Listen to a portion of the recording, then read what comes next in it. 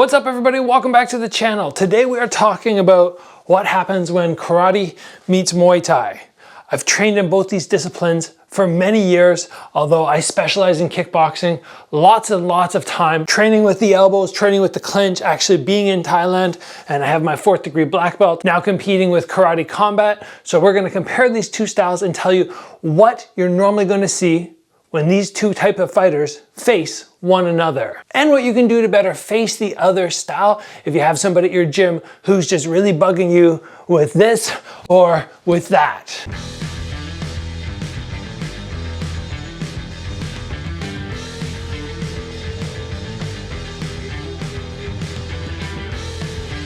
First off, everybody, let me remind you that we are in the middle of a karate combat giveaway where you can get yourself a karate combat gi, pants and top, and a pair of karate combat shorts.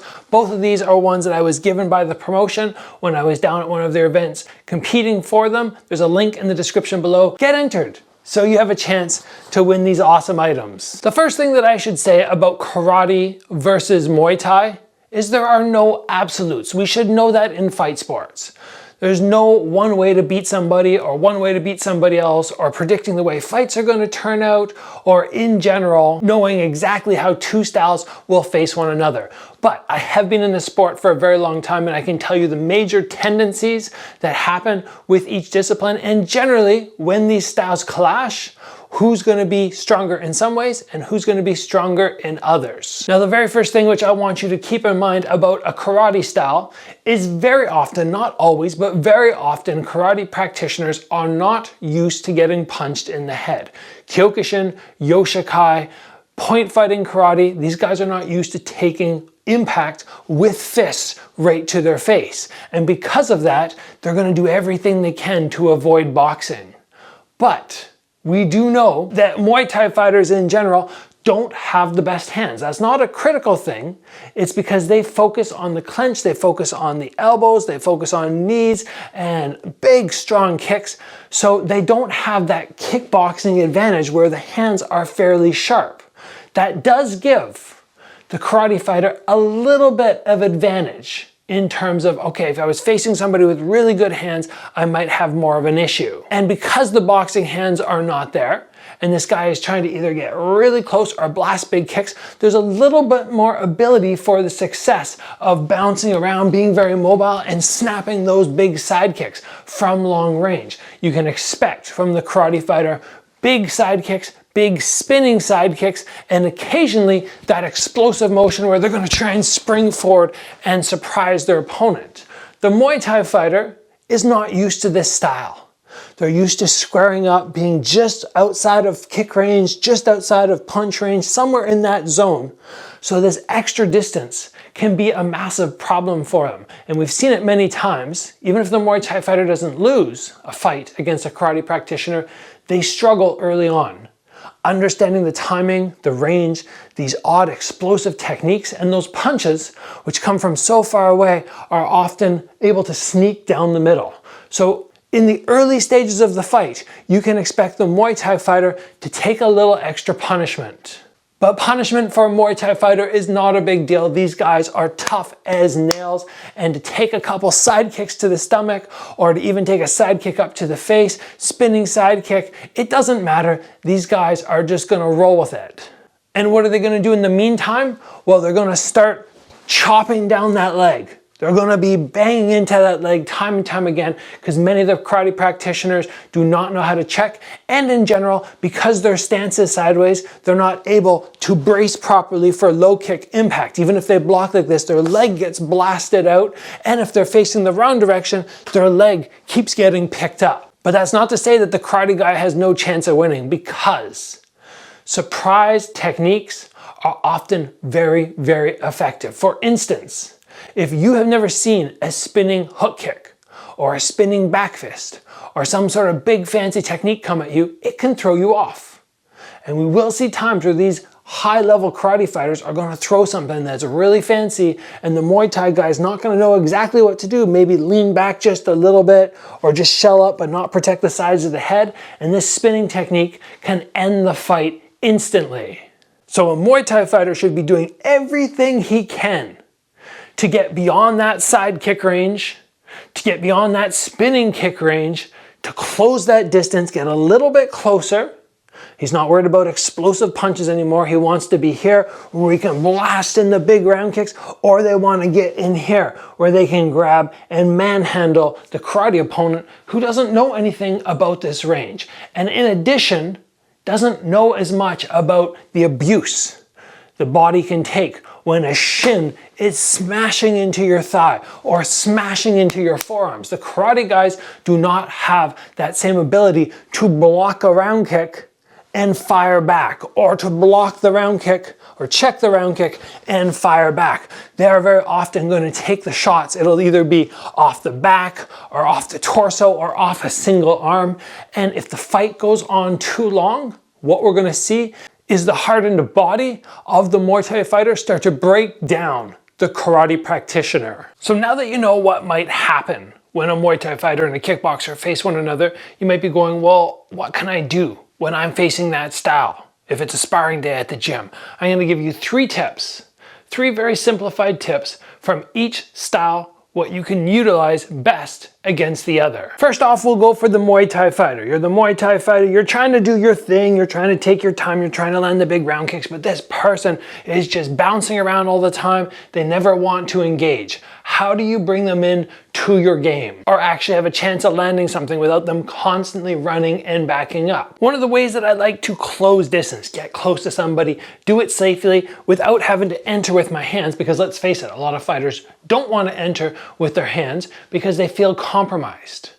And that's natural because you're used to going with big kicks. So what you can do is you can close the distance by lifting your lead leg. Use that as a defensive tactic as you slide forward and go long guard. You can be here and just come to that range. That slide right there is going to be hard for the other person to create the same distance in that time, and you hopefully will fall within range where you can follow up with hands or legs.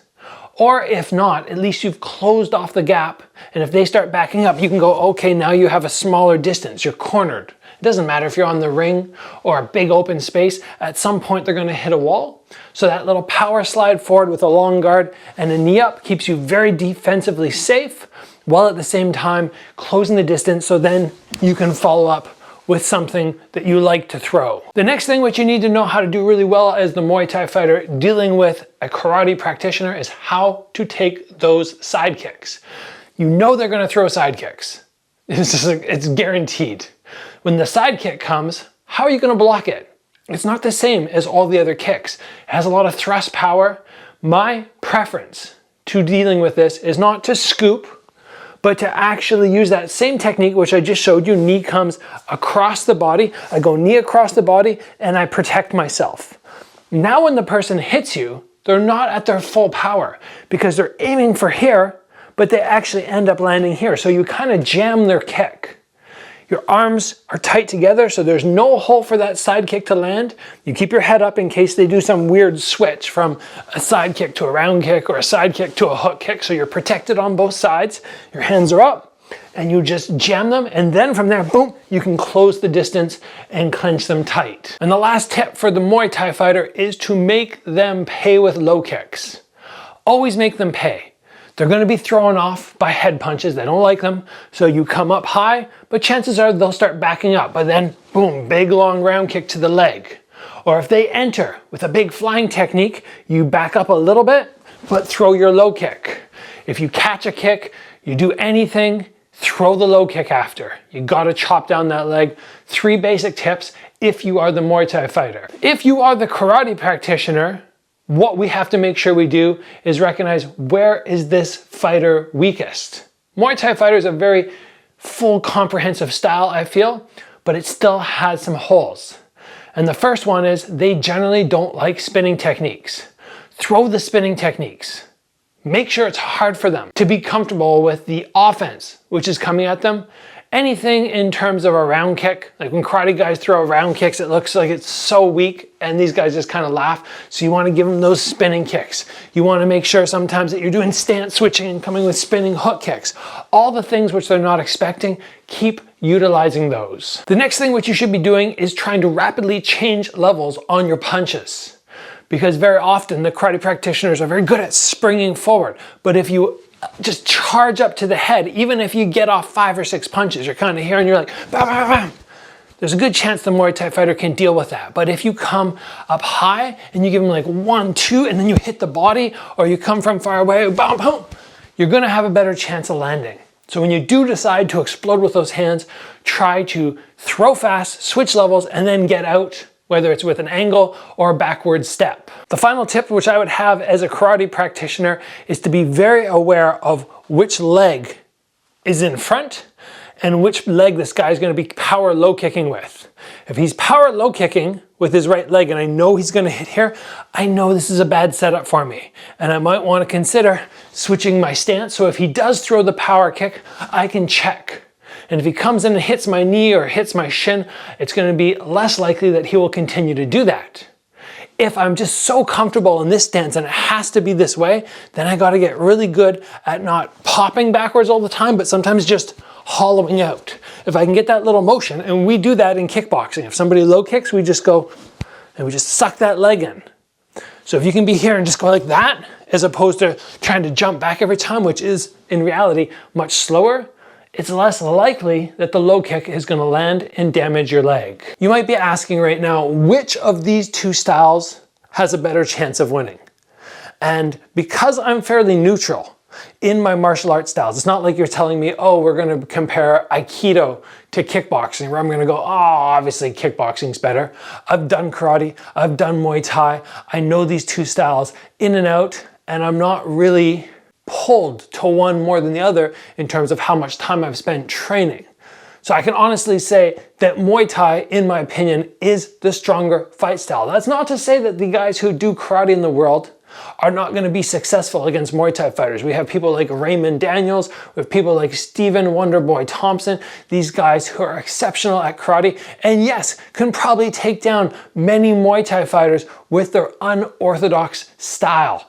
But I will say that of all the Muay Thai fighters in the world and all the karate practitioners in the world, there's a very small amount of karate practitioners who can make it on the full contact fight promotions, the ones that don't have rules about, oh no, we can't punch to the head, or oh no, we can't kick to the leg.